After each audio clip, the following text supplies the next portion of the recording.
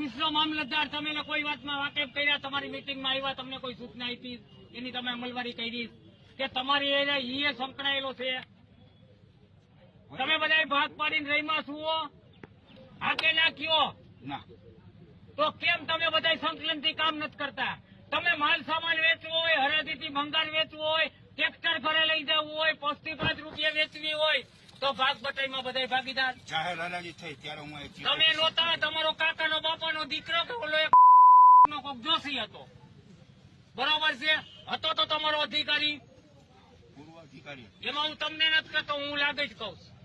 આ બધા ઈ વખતનો આજનો વહીવટદાર ને મામલતદાર, ઈ ચીફ ઓફિસર જે અતિ હતો, દારૂડિયો હતો, જોશી હતો, એ બધા મિલીભગત ત્યાં કરેલું છે. 5 રૂપિયા પોસ્ટથી લોખંડ અને મોટરનો જે શું કહેવાય કોપરનો વાયર હોય એ 5 રૂપિયા વેચ્યો.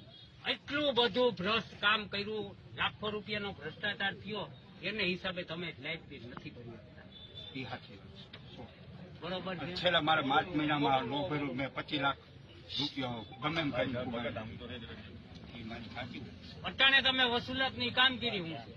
અટાણે તમારે જીબીન કેટલા પૈસા ભરવાના બાકી થાય? તમે કોઈ આમાં ધ્યાન દો? જીબીના 5 લાખ રૂપિયા અત્યારે સ્ટ્રીટ લાઇટના બાકી છે.